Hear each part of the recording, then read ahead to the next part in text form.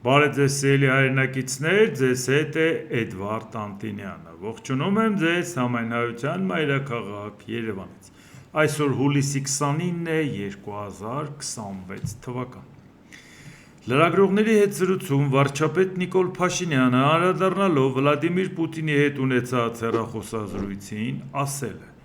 Ռուսաստանի Դաշնության նախագահ Վլադիմիր Պուտինի հետ երկխոսությունը ստացվեց, քանի որ երկար խոսեցինք։ Մի շարք հարցերի շուրջ եկանք ընդհանուր ըմբռնման, որ Հայաստանը լեգիտիմ իրավունք ունի իր համար այլընտրանքներ ձևավորելու։ Հայաստանը միշտ և բոլոր հարցերում պետք է այլընտրանքներ ունենա, այլընտրանք չունենալու դարաշրջանը փակված է։ Անդրադառնալով արտահանման խնդիրներին, վարչապետն ասաց, որ դա ոչ թե Հայաստանի, այլ ԵԱՏՄ-ի խնդիրն է։ Փաստացի ստացվում է, որ ԵԱՏՄ-ն կաթվածահար է և չի աշխատում։ Եթե այս հարցը արագ չլուծվի, թույլ տվեք կանխատեսել, որ դա կլինի ԵԱՏՄ-ի վերջի սկիզբը։ Հիմա հասկանանք։ Նախ զանգ եղել է Նիկոլ Փաշինյանի նախաձեռնությամբ, Ռուսաստանը իր սանկցիաները կիրառել է, որի պարագայում Հայաստանն էլ մտածել է այլընտրանք որոնելու մասին։ Շուտ էլ է մտածել, բայց գործնական քայլեր չի արել։ Գործնական քայլերը, երբ որ Եվրոպան ձեռք մեկնեց, ասեց մենք ձեզ կօգնենք։ Հիմա դրանից հետո Նիկոլ Փաշինյանին Վլադիմիր Պուտինը չի շնորհավորում, սանկցիաները կիրառում է, Հայաստանին էլ այլընտրանքի համար ձեռք է մեկնում Եվրոպան, մեկ է Փաշինյանը զանգում է Պուտինին, որ ասի մենք այլընտրանքի իրավունք ունենք։ Էն անում ես էլի։ Զանգել ես, որ ինչ ասես։ Մտամ զանգեցիր տեղը դրեցիր, կամ զանգեցիր հարց կարգավորեցիր, ինչ արեցիր։ Այդ զանգի նպատակը ո՞րն էր։ Դա ընդամենը ցույց է տալիս, որ դա քաղաքական որոշմամբ էր այդ սանկցիաները Հայաստանի նկատմամբ։ Բայց երբ որ Ռուսաստանի Ռոսելխոզնադզորը ասեց, որ ձեր ապրանքները անորակ է, նույն Նիկոլ Փաշինյանը և էկոնոմիկայի նախարարը Գևորգ Պապոյանը ասին, այո, մեր ապրանքներն անորակ է, չի կարելի անկախության հաշվին, ինքնիշխանության հաշվին, նույնիսկ բարեկամ պետությանն ուղարկել, արդարացրեցին, որ դա քաղաքական ճնշում չի։ Բայց եթե այսօր Միշուստինի հետ Նիկոլ Փաշինյանը հանդիպում է, հարցը չի լուծվում, և ինքը զանգում է Պուտինին, էլի չի ասում, որ հարցը լուծվել է, դա նշանակում է լավ էլ քաղաքական ճնշում է, այն ինչի մասին խոսում էինք, որ Ռուսաստանը շահագրգռված է, որ մեր ապրանքը լինի անորակ, քաղաքական առումով կընդունի, քաղաքական առումով չի ընդունի։ Բայց ինքը շահագրգռված չի, որ մենք որակով ապրանք ունենանք, որտեղ եթե որակով ապրանք ունենանք, դրա շուկան շատ է։ Այդ չենք խոսում թե Եվրոպա ուղարկելու, թե Ամերիկա ուղարկելու, թե արաբական երկրներ, որոնք բավական նավթային երկրներ, որոնք բավական հարուստ են և անապատային երկրներ են, վճարունակ պահանջարկի խնդիր չունեն։ Այսինքն հիմա Նիկոլ Փաշինյանը խոստովանում է, որ դա քաղաքական որոշում էր, մի բան, որ գիտեինք էլի, բան չէիք արդարացնում Ռուսաստանի արարքը։ Դե հիմա եթե այդպես է, և Փաշինյանն ասում է, որ այո, մենք այլընտրանքի իրավունք ունենք, այլընտրանքի միշտ էլ ունեցել ենք, և եթե այդ տարիների ընթացքում Փաշինյանը խոսել է, ինչի մենք այսօր այլընտրանքի ուղղությամբ գործնական ոչ մի քայլ չենք արել։ Լիցենզիայի հարցը, սերտիֆիկատի հարցը, լոգիստիկ խնդիրներ են այդ ապրանքը Եվրոպա ուղարկելու։ Փաստորեն ընդամենը քաղաքական որոշմամբ մեր առաջ ճանապարհ է բացել Եվրոպան, բայց այդ մնացած հարցերը արդեն լուրջ կազմակերպական հարցեր կան, որը կառավարությունը պետք է աներ։ Ի վերջո արդյունքում բիզնեսմենը բիզնեսմենին ապրանք է հանձնում, ինչ է իր վրա վերցնում պետությունը այդ խնդիրները լուծելու հարցում, որ մինչև այսօր արված չէ։ Եվ ընդամենը փաստում են, որ Հայաստանը այլընտրանքի իրավունք ունի, այն չի չպետք է ունենար որ։ Եվ հիմա, եթե սա այսպես շարունակվում է, ուրեմն պետք է ասել, որ սկսվում է ԵԱՏՄ-ի վերջի սկիզբը։ Նախ Պուտինը չի ասել, որ կներես, այլևս չի շարունակվի։ Ընդհակառակը պահանջ է ներկայացրել, որ պետք է հանրաքվե անես։ Աբսուրդ մի բան, որ չի էլ արվելու։ Այսօրով է դիմում մտնում Եվրամիություն, որ մի հատ էլ հանրաքվե անի։ Այն դեպքում, երբ որ դիմումի համար հանրաքվե պետք չի, հանրաքվեն վերջի փուլում է պետք։ Այսինքն նշանակում է, որ հարցը չլուծվեց։ Երկար խոսեցիք, ինչ արեցիք, ինչ բացատրեցիք, արդյունքում հարցը չլուծվեց։ Եվ ի վերջո լավ էլ որ չլուծվեց, բայց Հայաստանը չպետք է մտածի Եվրոպայի հետ նորմալ աշխատելու մասին։ Այն ինչ որ հապշտապ այսօր Եվրոպան ճանապարհաբացել գործնական քայլերով այդ հարցը լուծելու։ Ու եթե այսօր Ռուսաստանից տեսնում ենք, որ ոչ մի հույս չկա, ուրեմն նշանակում է ավելի կատեգորիկ քայլերով պետք է գնանք դեպի Եվրամիություն։ Եվ Եվրամիությանն ասենք, տեսակ, դուրս ենք եկել Ռուսաստանի դեմ, կամ մենք դուրս չենք եկել, իրանք են մեզ համարում, որ իրանց դեմ դուրս ենք եկել։ Դե եթե դուք ցանկության դեպքում ուզենաք, մեզ կարող եք ավելի շատ օգտակար լինել, քանի դեռ Հայաստանը քայլ չարել այդ ուղղությամբ, ինչքան էլ իրանք օգտում են, շնորհակալ ենք, բայց Հայաստանը այդ ուղղությամբ քայլ չի արել։ Հիմա էլ Նիկոլ Փաշինյանը չի ասում, որ այդ ուղղությամբ քայլ ենք անում։ Ընդհանրապես ունենք այլընտրանքի իրավունք, բայց պատրաստվում ենք իրագործենք այդ իրավունքը, որովհետև եթե սա ասում է Նիկոլ Փաշինյանը, իսկ էկոնոմիկայի նախարարը կյանքիակոչում է այդ կառավարության ծրագիրը իր ոլորտում։ Էկոնոմիկայի նախարար Գևորգ Պապոյան, ԵԱՏՄ օրենսդրության համաձայն բոլոր երկրները պարտավոր են ապահովելու ծառայությունների,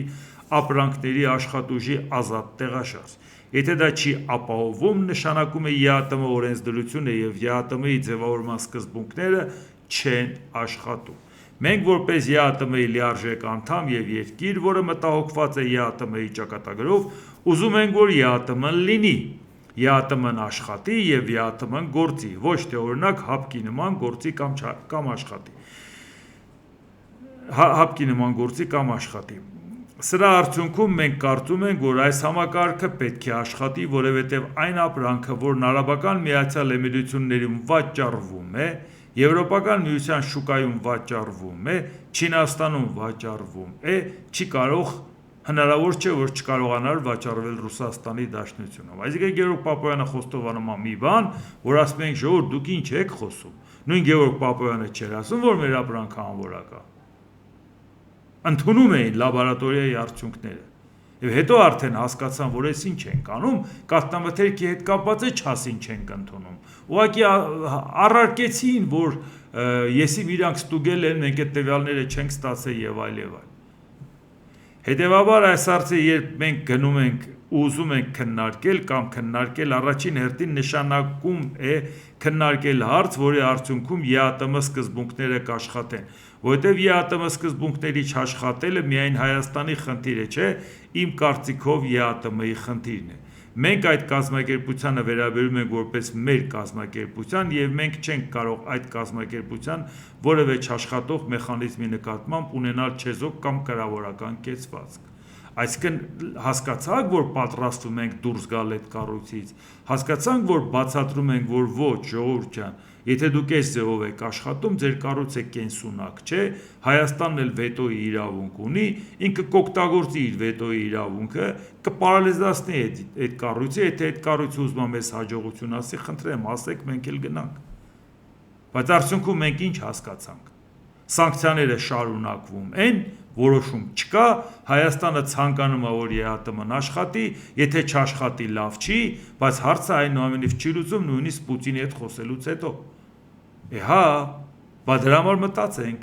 մի քիչ տուժենք, մի քիչ դժվարություններ ունենանք, բայց աշխատենք Եվրոպայի հետ, առարկայական աշխատենք։ Չէ՞ որ նույն Եվրոպային շանտաժ էր անում Ռուսաստանը նավթով ու գազով, ասպեր կսառեք խելքներ այդ գլուխներ հետ կգա, խնայողության ռեժիմ էլ միացրեցին, ուրիշ տեղից գծեր բերեցին, մի քիչ սկզբից թանկ վճարեցին, բայց չկոտրվեցին, դուրս եկան այդ կախվածության տակից, որտեղ ասեն այդ կախվածությունը մեր վրա ավելի թանկ անստում, քան այն գինը, որը մենք այսօր կվճարենք։ Հետո Ռուսաստանը խնդրում էր, որպեսզի այդ ապրանքը Իրանից ստանան էժան գնով, այլևս ասին ոչ,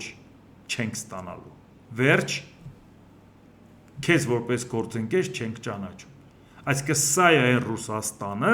որի հետ մենք մտածում ենք ճանապարհ ունենք շարունակելու, թե ոչ։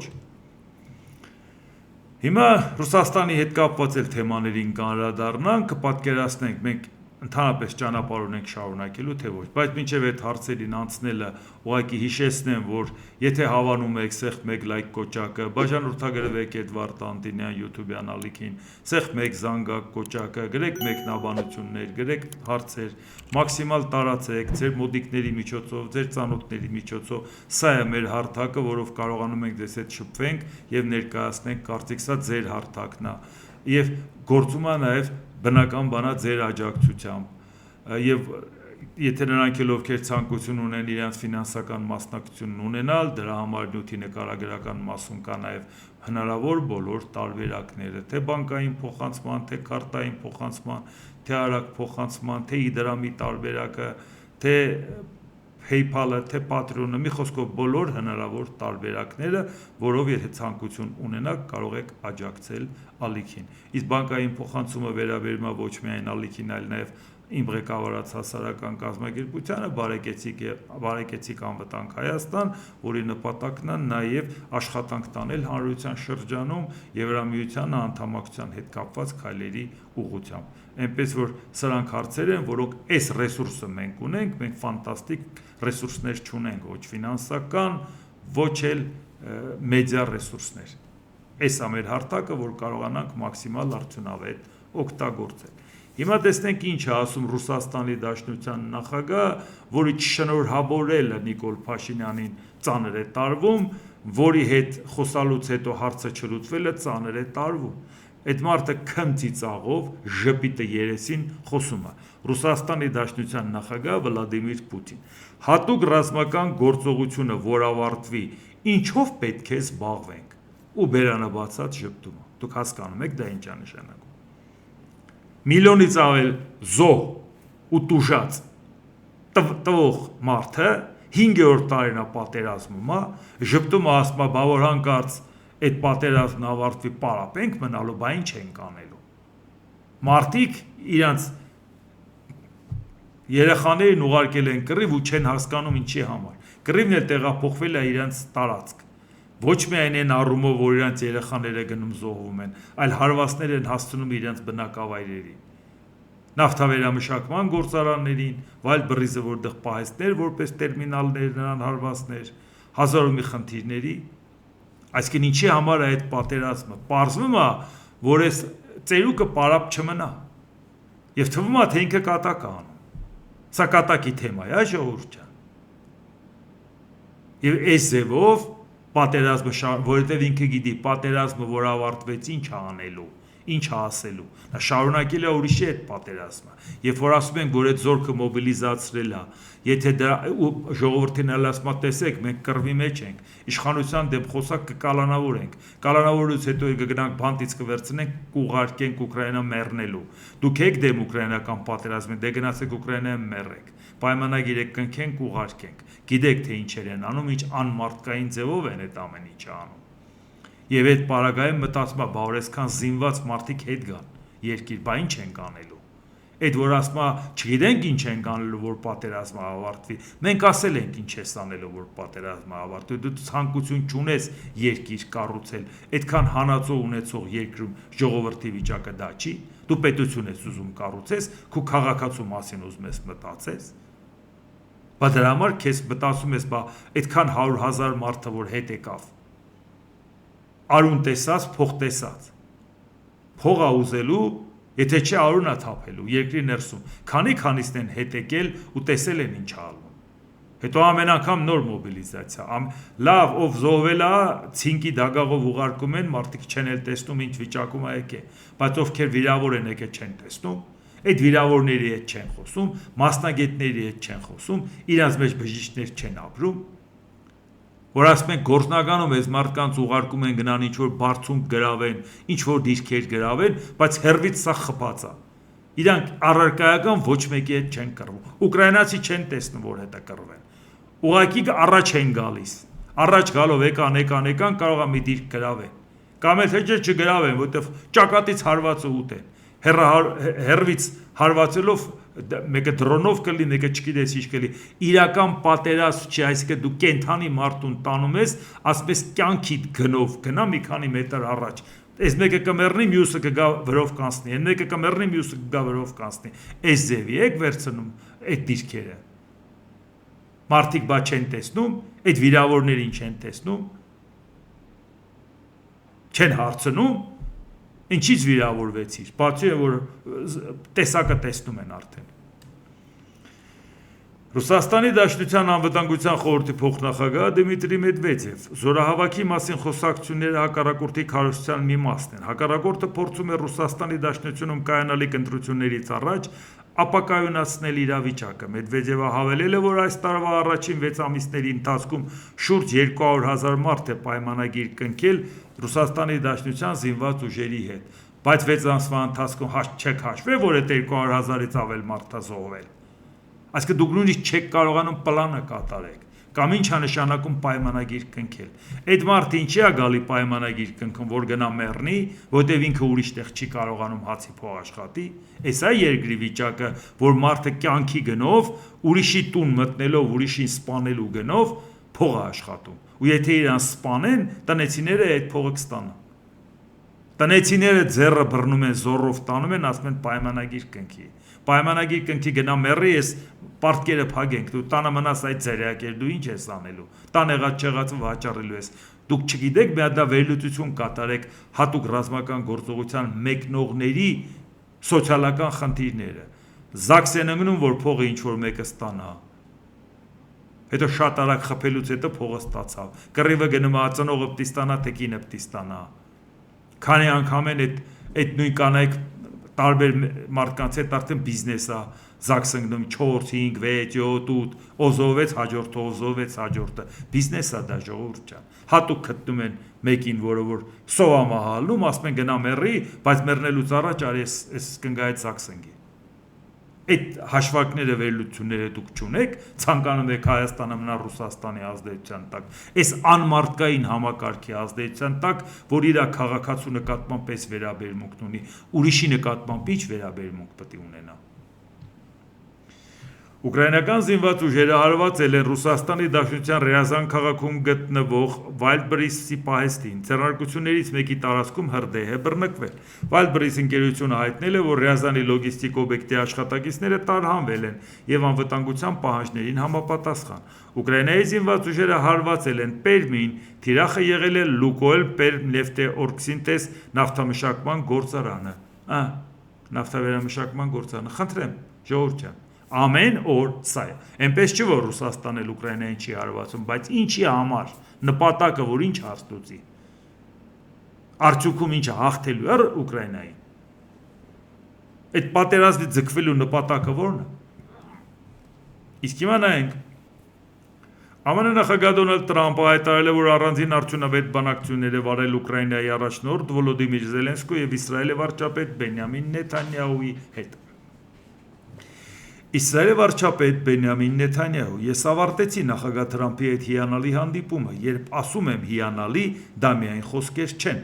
զրույց լիակատար գործընկերությամբ, փոխադարձ աջակցությամբ, Իրանի միջուկային զենք չունենալու ընդհանուր նպատակի, ինչպես նաև այլ նպատակների ըմբռնմամբ։ Սա լավագույն զրույցներից մեկն էր, որ ես երբևէ ունեցել եմ Միացյալ Նահանգների նախագահի հետ, մեր ընկեր Դոնալդ Տրամփի հետ։ Չմոռանանք, որ մինչև Նեթանյահուի հետ հանդիպումը Դոնալդ Տրամփը խոսում էր Նեթանյահուի հետ ունեցած տարաձայնություններից։ Հանդիպել է Զելենսկու հետ, բայց Զելենսկու հանդիպելուց առաջ խոսում էր իր դրական վերաբերմունքի մասին Զելենսկու հանդեպ։ Այսինքն գնահատականները տարբեր էր, թեպետ երկու հանդիպումն էլ համարում են դրական, կառուցողական կարևոր, բայց վերաբերմունքը Նեթանյահուի եւ Զելենսկու, որովհետեւ ի սկզբանե Զելենսկու նկատմամբ ինքը բացասական էր տրամադրված կյանքը ցույց տվեց, որ ինքը սխալվում էր, Նեթանյահուի հետ կապված չափից ավելի դրական էր տրամադրված եւ կյանքը ցույց տվեց, որ էլ սխալվում էր։ Եվ դրա համար վերաբերմունքը այդ երկու հանդիպումների արդյունքը գուցե երկուսն է դրական է համարում, բայց արդյունքի նախնականը միանգամայն տարբեր է։ ԱՄՆ նախագահ Դոնալդ Տրամփի հետ բանակցությունների ընթացքում Իսրայելի վարչապետ Բենյամին Նեթանյահուն ասել է. Իսրայելը սեփական նախաձեռնությամբ առանց Վաշինգտոնի կողմից խնդրանքի հարվածներ չի հասցնի Իրանին։ Սա այն էր, որ ասում էր անկախ նայած Ամերիկան օգնի, չօգնի, ես նախ խփող եմ։ Տրամպն էլ ասեց դե լավ էլի չափը արդեն անցար էլի։ Եթե դու նախ խփող ես, դե գնատակից է դու սարի։ Ես է քեզ չեմ օգնելու։ Բայց հասցրեց ինձ տեղը, չէ՞ որ ինքը տենց ասեց։ Ինչի համար այդ չափից ավելի աջակցությունը BB-ին, որ հետո է ստիպված էր տեղը ցույց տայր։ Նեթանյահուն Թրամփի հետ զրույցի ժամանակ նաև ընդգծել է, որ Իրանի կողմից Իսրայելի վրա հարձակման դեպքում հերական պետությունն իրեն իրավունք է վերապահում պատասխան հարվածներ հասցնել։ Վարչապետը նաև Թրամփին հայտնել է, որ Իսրայելը շարունակելու է ԱՄՆ-ին փոխանցել Իրանի վերաբերյալ նոր հետախուզական տվյալներ։ Իսրայելը լավ էլ գիտի, որ նախահարձակ չի լինում Իրանը, այնպես որ սա հենց այնպես ասած է, բայց ինքը ասում է, եթե պետք է ես կխփեմ, հիմա ասում է, չէ, Թրամփը չի թողում։ Այդ մենք հասկացանք։ Հիմա տեսնենք Զելենսկու հետ կապված։ Սպիտակ տանն ավարտվել է Զելենսկի-Թրամփ հանդիպումը, որը տևել է մոտ 1 ժամ։ Իդեպ մամուլի համար փակ էր։ Ավարտեցին, խոսեցին, հետագայում մամուլի հետ շփվեցին։ Նախորդ անգամից տարբերվող։ Ուկրաինայի նախագահ Վոլոդիմիր Զելենսկի լավ հանդիպում էր նախագահ Թրամփի հետ։ Շնորհակալ եմ այն ամենի համար, ինչ միասին անում ենք ուկրաինացիների կյանքը պաշտպանելու եւ խաղաղության հասնելու համար։ Շնորհակալ եմ Միացյալ Նահանգներին ամուր աջակցության համար։ Մենք քննարկեցինք Patriot համակարգերի համար հրթիռների արտադրության լիցենզավորման հարցը, ինչպես նաեւ մի շարք այլ գաղափարներ, որոնք կարող են օգտակար լինել։ Մենք նաև խոսեցինք դիվանագիտության մասին։ Կարևոր է ակտիվացնել դիվանագիտական գործընթացը։ Մեր թիմերը կհամակարգեն իրենց հետագա հաղորդակցության մանրամասները։ Ես շնորհակալ եմ Միացյալ Նահանգների իր անսասան աջակցության համար։ Եվ շարունակում է Զելենսկին, մենք ուզում ենք դադարեցնել այս պատերազմը, նախագահ Տրամփը ցանկանում է դադարեցնել այս պատերազմը եւ եվրոպացիներն են ուզում այն դադարեցնել, Պուտինը ոչ։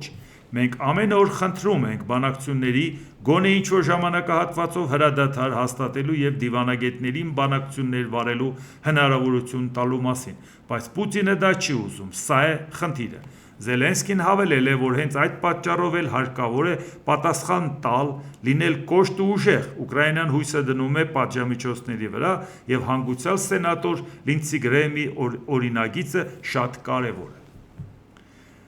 Վոլոդիմիր Զելենսկի ԱՄՆ նախագահ Դոնալդ Թրամփը համաձայնել է Կիևին արտադրական արտոնագիր տրամադրել Ուկրաինայի տարածքում Patriot համակարգերի հրթիռ ոսորներ արտադրելու համար։ Սա թույլ կտա երկրին նվազեցնել ամերիկյան պաշարներից ունեցած կախվածությունը։ Զելենսկին սկզբից ասել է, որ այդ հարցը քննարկել են եւ ասել, որ Ամերիկան համաձայնություն տվել է։ Իհարկե ամերիկան պաշտոնապես դեռ չի հաստատել, որ ինքը այդ համաձայնությունը տվել է, բայց նախնական գիտեին, որ Տրամփը ասել է, կքննարկենք համաձայնություն եւ կարծում եմ, որ եթե Ամերիկայի պաշտոնյաները այդ համաձայնությունը չտային, Վոլոդիմիր Զելենսկին իրան թույլ չէր տա նման հայտարարություն անել, որովհետեւ կասեն, այդպես բան չկա, ինչ ես հայտարարում։ Հաստատ դա իր շահերից չէր բխում եւ իմաստավորներ, որ ինքը այդպես բան ասեր։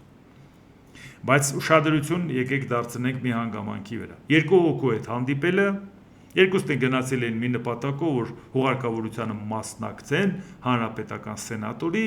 երկուսն էլ հանդիպել են Տրամփի հետ, երկուսն էլ քննարկելու բաներ ունեին, բայց նախորդ հանդիպման ժամանակ անցյալ տարի փետրվարի 28-ին ակտիվ ձևով մասնակցում էր Զելենսկու հետ հանդիպանը JD Vance-ը եւ ինքն է պրովոկացիոն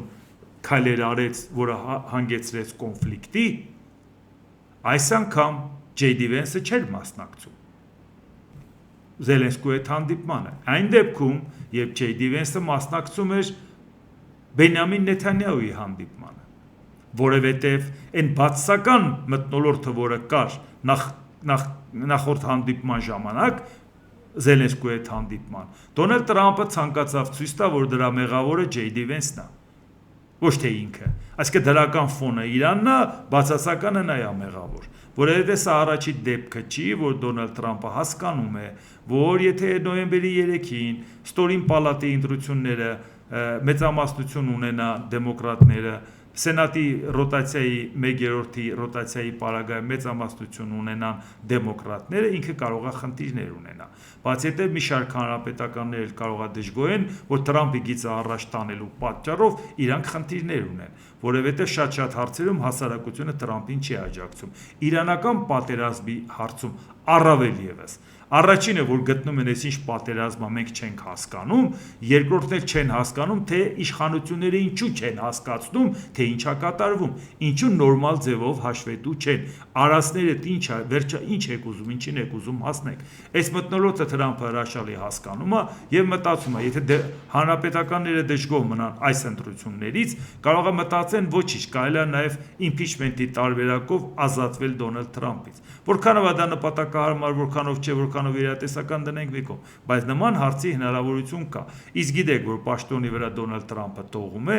եւ հասկանում է, եթե հանկարծ նրանք իդեպս JD Vance-ի տեսնեն իրենց գործընկեր, լավ էլ կմտածեն իմպիչմենտի տարբերակով գնանք մաքրվենք Թրամփի սխալներից, մեր վրա չվերցնենք, JD Vance-ը կդառնա նախագահ եւ կշարունակի պաշտոնավարումը։ Իսկ Դոնալդ Թրամփը ցանկանում է ասի ոչ, եթե ձեր մտքի ծայրով անգամ դա անցնում, այսինքն տեսել եք ոնց է թողում, այ մի քիչ երկար մնամ, մի քիչ երկար աշխատեմ, ինքը մտածում է ցանկացած ձախողման բանակցության պատասխանատուն փոխնախագահն է։ Հաջող բանակցությունը ինքը։ Դա վերաբերում է Իրանի հետ բանակցություններին էլ։ Նա Իսրայելի հետ կապվածին էլ կարծրի չի, որ դա խոսա թե չխոսա։ Եթե որտեվ Իսրայել, Ամերիկա, Իրան տարբերակները եթե չեղավ, մեղադրվելու է JD Vance-ը, որ բավարար չափով գրագետ քայլեր չարեց, ջանքեր չգործադրեց։ Այնուամենայնիվ Դոնալդ Թրամփը թույլ չի տա, որ հանկարծ իր թիմակիցներին ձեռնտուլի Իրանից ժամ առաջ ազատվել։ Էնպես որ ինչպես տեսակ, թվում է թե մանրունք է, չէ՞։ Կանչել են Նեթանյահու հետ հանդիպելա,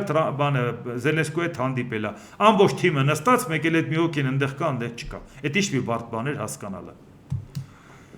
ԱՄՆ սենատորները քվեարկել են Ռուսաստանի Դաշնության դեմ լրացուցիչ պատժամիջոցների հնարավորություն նախատեսող օրինագծի հետագա քննարկման օգտին։ Ընդհանրակարգային քվեարկության ժամանակ օրինագծին կողմ է քվեարկել 82 սենատոր, դեմ 12-ը։ Նման արդյունքները ցույց են տալիս, որ արդյունքում սենատորներն առանց խնդիրների հավանության կարժանացնեն օրինագիծը։ Իդեպ ուշադրություն, սա նոր չի, որ քննարկվում է։ Առավել ևս Լենսի Գրեհեմի հետ կապված մանալուց հետո ասում են դա իր ցանկություններ, մենք անպայման դա կշարունակենք եւ այլ եւ այլ, բայց սա հենց զուգադիպեց այն ընթացքում, երբ որ Զելենսկին գտնվում էր Ամերիկայի Միացյալ Նահանգներում։ Այսինքն մենք հետևողականորեն իմացեք Ռուսաստանի դեմ քայլերը հետևողական շարունակելու ենք։ Այսինքն եթե որևէ մեկը կասկածում է, որ Դոնալդ Թրամփը այլևս վճռականորեն կանգնած է Զելենսկու կողքին, դա արդեն ակնհայտ է։ Այնպես չի, որ ինքը չէր ցանկանա աշխատել Պուտինի հետ, այնպես չի, որ չէր ցանկանա պայմանավորվածություններ ունենա Պուտինի հետ, մանավանդ մտածում էր, որ Պուտինը հավերժ է, ինքը պաշտոնը կթողի, Պուտինը հավերժ, բայց հիմա հասկանում է, որ Պուտինը հավերժ չի, ինքը սխալվել է, այդ հարցում էլ է սխալվել, գերագնահատել է, որ Պուտինը անմահ է, էլի, այտենց չի, արդեն հասկացա, որ չէ, գոնե մի 1000 տարի հետո Պուտինը գնալու է, էլի, այդ չի որ։ Այսինքն արդեն ինքը համարում է, որ նրա հետ հեռանկարներ չի կապում։ Ռուսաստանի Դաշնության արտգործնախարար Սերգեյ Լավրով այժմ ստեղծվել է լուրջ իրավիճակ, երբ Ռուսաստանի դեմ ոտքի է կանգնել ողջ արևմտյան աշխարհը։ Այժմ երբ Արևմուտքի ներկայացուցիչները կրկին սկսել են խոսել ռազմավարական պարտության մասին, երբ նրանք ակտիվորեն աջակցում են մեր այս ռելոկանտներին, որոնք Եվրոպայում կազմակերպում են ամեն տեսակ հակառուսական ընկերություններ, միջոցներ են հավաքագրում Ռուսաստանի Դաշնության պառակտման համար, ինչ որ ընդհատակյա պայքարը շարունակելու համար, նրանք արդեն բացարձակապես դա չեն թաքցնում։ Չպետք է էլ թաքցնեն եւ այդ ամեն ինչը արդյունք տալիս է, որ լացուկոսները դրել եք, որ ամբողջ արևմուտքը մեր դեմ է դուսեք, բա դուք ինչ է, ինչ ամենակ եք բռնացրել Ուկրաինային, բավարարում եք Ուկրաինան գրավենք, հետո մյուսներին ենք գրավելու։ Մարդիկ ասում են, դե եթե իմանանք, որ Ուկրաինայից հետո հաջորդը մենք ենք, 3 օրում էլ գրավես, ախորժակը պատկերացնում ես ոնց կբացվի, դրանից հետո ասում ես վերականգնելու ենք խորհրդային միությունը կամ ցարական Ռուսաստանի տարածքները, հո ապուշ չեն իրանք Ուկրաինային չօգնեն, մանավանդ Ուկրաինան ինչ է ասում, փողն ու զենքը տվեք, մենք է կռվում ենք։ Այն զենքն է, որը տվել եք, հիմա այդ զենքից ավելի որակով մենք արտադրում ենք, լավ մի բան է ձեզ ենք տալի։ Մարտի դաշտում է ձեր զենքերը փորձարկում ու կատարելագործում ենք։ Էլ դա հենց ավելի ինչ անեին։ Հիմա լացուկոսները դրել եք, որ ինչ։ Հա, ամբողջ արևմուտքը ձեր դեմ է, հա, հետո բա ավելի վատ ձեզ համար։ Հա դուք արևմուտքի գործընկերը չէիք։ Մեծութնակի անդամ չէիք։ Ռուսաստան գումարած ՆԱՏՕ-ի անդամ չէիք։ Ի որ ծրագրում չկայիք։ Միջազգային ահաբեկչության դեմ պայքարի որ ծրագրում չկայիք, որ կազմակերպական հարցերում չկայիք։ Դուք որոշեցիք ձեր ճակատագիրը արևմուտքին դեմ գնալով։ Իսկ հիմա տեսնենք ինչ է կատարում Իրանի հետ կապված։ Իրանի ազգային անվտանգության եւ արտաքին քաղաքականության խորհրդարանական հանձնաժողովի անդամ Ֆեդա Հոսեյն Մալեքի: Մենք Ուկրաինային պատասխանել ենք դիվանագիտական ուղիներով, վերջնագիր ներկայացնելով, բայց ռազմական պատասխանը անպայման կհետևի։ Իհարկե, այս խորհրդարանի ինչա հանձնաժողովի անդամը մի քիչ հեռու է իրականությունից, որ մտածում է, որ անպայման իրանք ռազմական պատասխան են տալու Ուկրաինային։ Կարծում եմ, որ ինքը պետք է վաղուց իր չափը ճանաչեր եւ իմանար, որ դա իրականում իրանց շահերից չի բխում։ Դա հրաշալի հասկանում են, մի քանի անգամ ես անդրադարձել եմ, որ ամենակոպտագույն սխալը կլինի Իրանի կողմից Ուկրաինային հարված հասցնելը։ Ուկրաինայի եթե հարված հասցնի, պատասխան կստանան եւ դա կլինի բավական կործանարար, եթե Ուկրաինան Ամերիկային ասի դու ինձ օգնում ես, ես Իրանի հարցերը լուծում եմ։ Հետո էլ օգնում ես Ռուսաստանի հետ կապված։ Իրանը հրաշալի հասկանում է։ Այդ դրա համար հիմա փորձում է գնա դիվանագիտական ճանապարհով, բայց որպեսի դեմքը չկորցնի, հիմա ներկայացնենք։ Այնպես չի, որ իրանք նոր են ասում, բայց օրեր առաջ ասել ենք, բախտները չփորձեք այդ ուղղությամբ։ Իրանի արտգործնախարար Աբբաս Արաղչի: Իրանը պահանջել է Ուկրաինայից փոխհատուցում իրանական նավի հետ կապված միջադեպից հետո։ Փոխհատուցում, բայց ինչ հարվածի մասին եք խոսում։ Ուկրաինայի արտաքին գործերի նախարարը վստահեցրել է ինձ, որ իրանական նավի վրա հարձակումը միտումնավոր չի եղել եւ որ Ուկրաինան չի ձգտում իրավիճակի սրման։ Իրանը նույնպես չի ձգտում սրացման, բայց հստակեցրել է, որ մեր քաղաքացիների կամ մեր շահերի վրա ցանկացած հարձակում անընդունելի է, պատճառված վնասի համար պետք է փոխհատուցում տրամադրվի, հայտարարել է Իրանի արտգործնախարարը։ Իսկ հիմա այս ամեն ինչը հարթելու հետ կապված Ուկրաինայի արտգործնախարարն է մտերմիկ ձեռք մեկնել, որ ասել է եկեք հարցը քննարկենք, Ուկրաինայի արտգործնախարար Անդրեյ Սիբիգա: Ես զանգահարել եմ Իրանի արտգործնախարար Արաղչիին անկեղծրույցի համար, դիվանագիտությունը պահանջում է ուղիղ երկխոսություն, նույնիսկ երբ դա դժվար է։ Իհարկե կարող նույն Սիբիգան չզանգեր, Իրանն էլ պատասխան հարված տար։ Իրանը ինչ արագությամբ է պատասխան հարված տալիս Ամերիկայի բազաներին։ Անմիջապես, բայց ինչն էր խանգարում Ուկրաինային այսքան օրվա ընթացքում պատասխան տայր, որովհետև գիտե իր գլխիդ գալիքը։ Հիմա դրա համար ինչ է ասում Ուկրաինայի նախարարը: Ես կրկին նշել եմ, որ Ուկրաինայի բոլոր գործողությունները ուղղված են բացառապես մեր երկրի ռուսական ագրեսիայից պաշտպանելուն եւ երբեք չեն ուղղված եղել քաղաքացիական նավերի կամ մարդկանց դեմ։ Մեր նպատակն է հակազդել ռուսական ագրեսիային, որը բոլոր այս միջադեպերի արմատական պատճառն է։ Ռուսաստանը կրում է բոլոր սադրանքների եւ զոհերի ամբողջական պատասխանատվությունը։ Ես ընդգծել եմ, այդ Սիբիգան ասում, արտգործնախարար Ուկրաինայի, ես ընդգծել եմ սրացման հանգեցնող ցանկացած քայլի զերծ մնալու եւ Ուկրաինայի դեմ Ռուսաստանի պատերազմին ցանկացած աջակցություն դադարեցնելու անհրաժեշտությունը։ Այս պատերազմն անօրինական է եւ պետք է ավարտվի։ Իհարկե, ինչ է բանակցում հիմա Իրանը, որը հրապարակային չի ասում, Ուկրաինային ասում է դե լավ ձևի համար մի հատ քու նավահանգիստներից մեկին խփեմ, դեմքս պահելու համար։ Դե Իրանը ունի չէ՞ տենց բնավորություն, որ մի հատ Իրան հարվածում են, ասում է դե լավ ընկերական մի հատ ես խփեմ, որ նայեն տեսեն, որ ես ասել եմ անպատասխան չի մնա, ասածս խոսքին տերը լինեմ։ Հարցը նա չի թե սիմվոլիկ ինչ կլինի, բայց ամբողջ աշխարհը հասկացավ, որ անմիջապես Ամերիկային պատասխան հարված հասցնող Իրանը անմիջապես պատասխան հարված չհասցրեց Ուկրաինային, չէր էլ հասցնելու։ Այսինքն պատրաստ էր դա դիվանագիտական ճանապարհով քննարկել, որ Ուկրաինան ասել դա քու դեմ չի, անօրինական պատերազմ վարող Ռուսաստանի դեմ է, այնպես որ բերեք քննարկենք այդ հարցերը։ Իսկ մնացածը սիմվոլիկ ձևով Իրանը որպեսի դեմքը փրկի, դա Ուկրաինայի համար բացարձակ խնդիր չի, որ այդպիսի սիմվոլիկ մի հատ հնարավորություն տա։ Արդյունքում արդեն բոլորը հասկացան, որ անմիջապես պատասխան Իրանը չի պատրաստվում Ուկրաինային տա։ Բարեբախտաբար չի պատրաստվում, որովհետև դա ավելի է լարումը մեծացնելու։ Ստացվելու էր, որ Իրանը Ռուսաստանի կողմից է մտնում պատերազմ, Ուկրաինան էլ Ամերիկայի կողմից է մտնում պատերազմ։ Դրանից հաստատ մենք էլ չէինք շահելու, որովհետև մեր տարածաշրջանում լարվածություններ լինելու։ Ուղղակի իրավիճակն էին գնահատում, որ Իրանը համենայն դեպս նման քայլի չի գնա։ Իսլամական հեղափոխության պահապանների կորպուսի ստորաբաժանումները մի քանի բալիստիկ հրթիռներով հարված են հասցրել Հորդանանում ԱՄՆ զինված ուժերի կենտրոնական հրամանատարության ռազմաբազային եւ շտաբին։ Իդեպ բալիստիկ հրթիռներ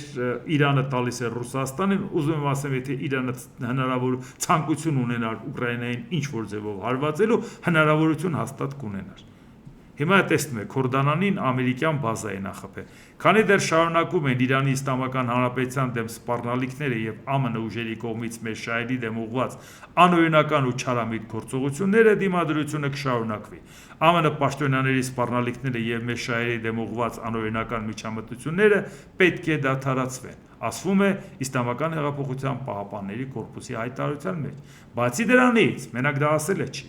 Ինքը անմիջապես ասում է, որ այդ հարվածները կոնկրետ վերցնում ենք մեզ վրա, այսինքն չեն ասում թյուրիմացություն, չեն ասում պատահականություն, չեն ասում մենք մեղավոր չենք։ Իրանի Իսլամական հեղափոխության պահապանների կորպուսը Հորմուզի նեղուցում հարվածել է 3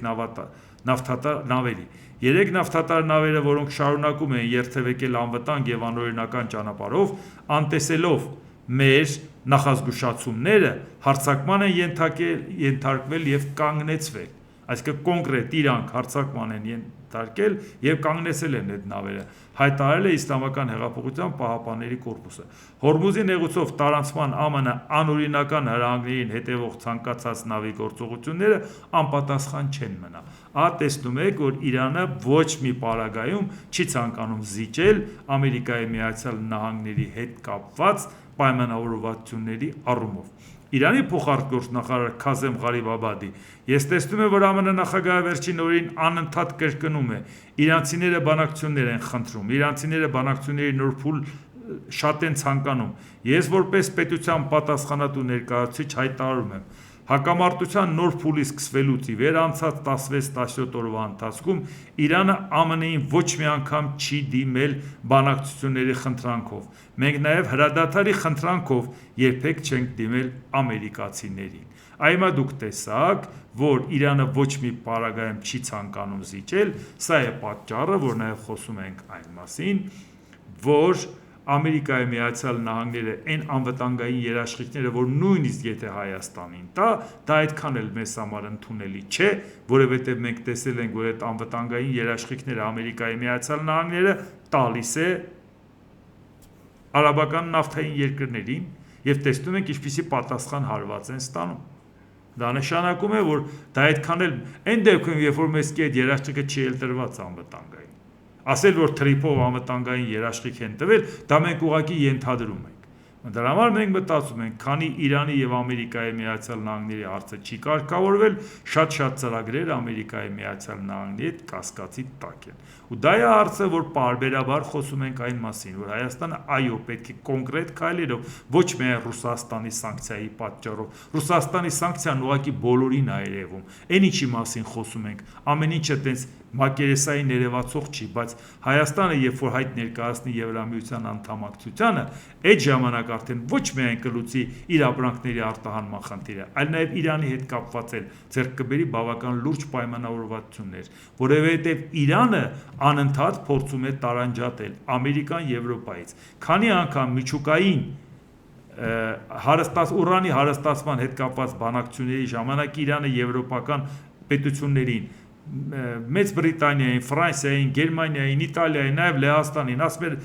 բերեք միասին բանակցենք, ինչ եք ընկել Ամերիկայի խելքին, եկեք իրար հետ լուծումներ գտնենք, բայց այդ երկրներն ասում էին ոչ, ինչքան էլ տարաձայնություն ունենանք Ամերիկայի հետ, Ամերիկայի տեսակետին դեմ չենք գնալու։ Իրանը անընդհատ ցանկանում էր Եվրոպային տարանջատի Ամերիկայի Միացյալ Նահանգներին։ Մեր պարագայում մենք ինչ ենք մտածում։ Ամերիկայի Միացյալ Նահանգների ներկայությունը Իրանի խնդիրը առաջացնելու։ Իսկ մենք բավարար չափով ուժեղ չենք, որ ասենք Իրանն ով է, որ մենք էլ մի հատ անհանգստանանք։ Մի հատ տեսեք արաբական երկրները մի կարողանում են տենց ասել։ Այդ իսկ պատճառով մենք մտածում ենք, որ այո, Ամերիկայի հետ գործընկերությունը պետք է կարևորել, այո, ՆԱՏՕ-ի հետ անդամակցությունը պետք է կարևորել, բայց դա դառնա բանակցային թեմա, որ նստենք Իրանի հետ խոսենք, ասենք դե լավ, եթե շատ ես խոսում, որ Ամերիկային չբերենք ստեղ, ասում ես ՆԱՏՕ-ն էս կողմերը չերևա, որպես կոմպրոմիսային տարբերակ վատ կլինի, որ Հայաստանը լինի Եվրամիության անդամ եւ դարպաս լինի բացի այդ ճանապարհը քո համար դեպի Եվրամիություն։ Ինչ խնդիր ունես դու ինչ խնդրեմ ունես Եվրոպայի հետ։ Եվ մեծ ընդհանրապես ՆԱՏՕ-ի հարցն էլ կարող ենք օրակարգային չհամարել, որովհետեւ Եվրոպան այսօր լուծում է իր անվտանգային խնդիրը բավական ճկուն ձևով։ Նույն այդ ամեն ինչից կարող ենք օգտվել նաեւ մենք։ Այսինքն դա կլինի նաեւ շոյեն մեր հարևանի ինքնասիրությունը, որ տես քո դեմ չենք բերում մտցնում, որ դու էլ ասես պատասխան հարված կտանք,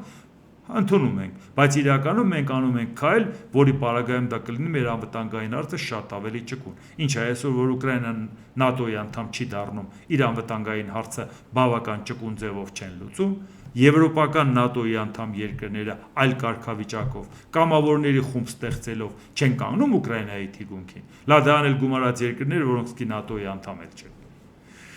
Ինչու եմ ասում, սա նաև օգնելու է նրան, որ վաղը մյուս օրը խնդիր ենք ունենալու գազի հետ կապված, Իրանը ասելու է, որ ես քեզ գազը կտամ, կավելացնեմ, քննարկենք տեխնիկապես կկարողանա արդյոք այդ խողովակով ավելին տա թե ոչ, բայց դա ուրիշ խնդիր է, լավ ենթադրենք տեխնիկապես կարողացավ դա անել։ Վաղը մյուս օրը, քանի որ Ռուսաստանը Իրանի հետ Ամերիկայի Միացյալ Նահանգներին դեմ են, Իրանը այնուամենայնիվ կարող է դեմ չգնա Ռուսաստանին եւ ասի դե լավ այնուամենայնիվ չեմ ուզում քո շահերին դեմ բաներ անեմ եւ նույնիսկ եթե պատրաստակամությունն ինքն է հայտնել գազի հետ կապված ամեն դեպքում այդ հարցը սենց ցրի կամած որպեսզի նման խնդիր չառաջանա ինքը պետք է ասի որ այս հարցը Հայաստանի հետ կապված բխում է Իրանի շահերից որովհետեւ սա արդեն չի գնում Իրան Ռուսաստան, Ամերիկա, որի պարագայում Հայաստանը կոպիտ ասած դառնում է կոնֆլիկտի կողմ իբր թե Ամերիկայի կողմից է այն դեպքում որ դա իրականում այդպես չի բայց ինչ վերաբերում է Եվրամիությանը ու Եվրամիության հետ կապված որևէ խնդիր Իրանը չի տեսնում վաղն էլ Հայաստանը կծառայի տրանզիտ իրանական գազի դուրս գալու հետ կապված այսինքն սա նաև խնդիր է որ մենք հեռահար հարց կլուծենք այնուամենայնիվ այդ անկայուն վիճակը որ պարբերաբար կարող է առաջանա Միացյալ Նահանգներ Իրան մենք որպես կոմպրոմիսային տարբերակ կասենք մենք ընտրում ենք այն ընտանիքը որի անդամ լինելով Հայաստանը կարող է լուծել իր հարցերը եւ ռազմաքաղաքական ու տնտեսական տիրույթ ու դա համակարգ է որևէ չինովնիկի քմահաճույքից կախված չի վաղը ով էլ ուզում է չինովնիկ լինի դու այդ համակեցության կանոններով ես շարժվում այդ ընտանիքի անդամ ես իսկ այդ ընտանիքը շատ լավ հարաբերություններ ունի Միացյալ Նահանգների հետ մի օր կլարվի մի օր լավ կլինի մի օր հրաշալի կլինի բայց դրանից ինքը որպես համակարգ չի տուժում որովհետև ինքը որպես համակարգ այնքան ուժեղ ու կայուն էր որի պարագայում անգամ Դոնալդ Տրամպը որ ասեց Ուկրաինային չեմ օգնի մեզ օվկիանոսաբաժանում լավ էլ Ուկրաինային օգնեց հասկացա որ համառորեն Եվրոպան կանգնեց Ուկրաինայի թիկունքին նույն հաջողությամբ կկանգնի նաև Հայաստանի թիկունքին այնպես որ մեզ մնում է հստակ վճռական այդ ուղղությամբ քայլ անել ու չվախենալ որտեղ արդեն այն ինչ որ պիտի վախենայինք արդեն վախենում ենք ինչպես տեսնում եք սանկցիաները կիրառում են այդ զգուշավորել ինչքան մեզ պահենք ասենք մանևր անենք բոլորին հասելով վերջում հերթով կանչում ասում են արի պատասխան տուր ընդ չլի որ հիմա էլ Եվրոպային նեղացնենք ասի ձեզանից էլ բան չհասկացանք մենք ձեզ ձեռք մեկնեցինք դուք էլի թռակ Ռուսաստանի գիրկը դրանից հետո այլևս մեր այլընտրանքի ճանապարհը պարզապես կփակվի Դե ինչ այսօր այսքանը դիտեք եւ դատեք ինքներդ։ Շնորհակալություն։